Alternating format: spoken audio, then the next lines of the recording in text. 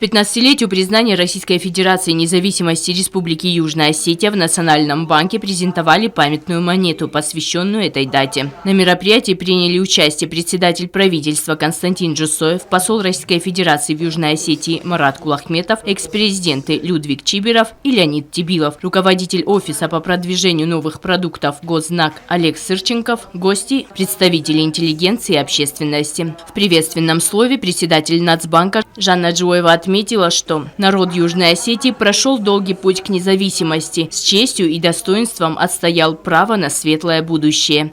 Благодарной памяти осетинского народа 26 августа навсегда останется днем величия духа и братской солидарности народов Южной Осетии и Российской Федерации.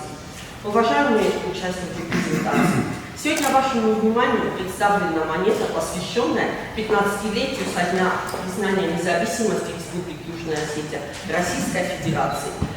Монета выполнена из серебра 925 пробы, весом она 31,1 грамма. Отчеканена она московским монетным двором.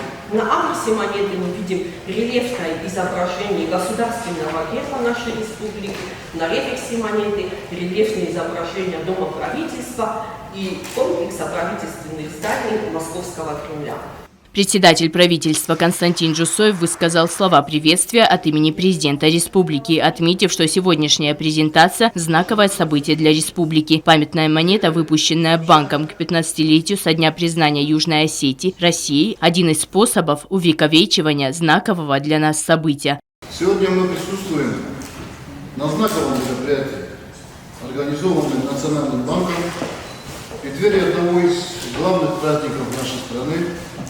И позвольте от имени президента Республики Южная Осетия Алана Эдуардовича Радлоева поприветствовать всех присутствующих.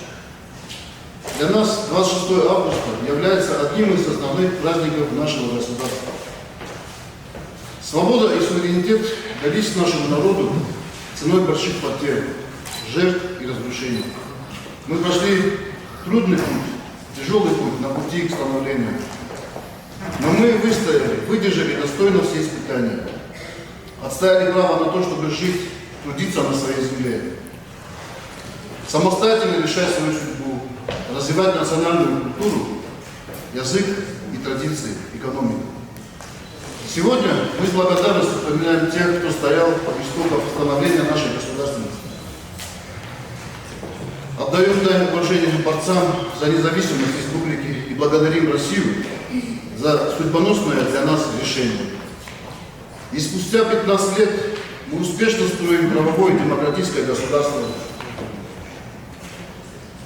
Последовательно решаем сложные задачи по проведению экономических, социальных преобразований, способствующих повышению благосостояния людей. Памятная монета, выпущенная Национальным банком 15-й годовщине признания Южной Осетии России, один из способов увековечения знакового для нас события. Указом президента Республики Южная Осетия за большой вклад в развитие сотрудничества между Национальным банком Республики Южная Осетия и АО «Гознак» и в связи с 15-й годовщиной признания независимости Республики Южная Осетия наградить орденом дружбы Сырченкова Олега Александровича. Еще раз хочу вас благодарить за тот факт, что вы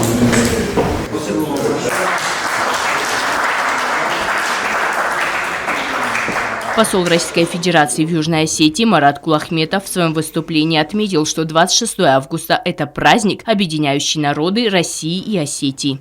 Делаем одно общее большое дело. Это дело называется возрождение Южной Осетии и решили процветать.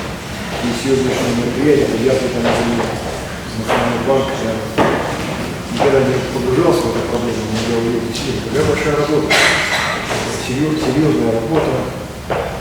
Создание коллекции, фундамент, исторический фундамент Южной Осетии. И я, пользуясь случаем, хочу вас еще раз всех поздравить с вашим праздником, благополучия, добра, мира над землей Южной Осетии, процветания. Я считаю, что народ Южной Осетии должен жить.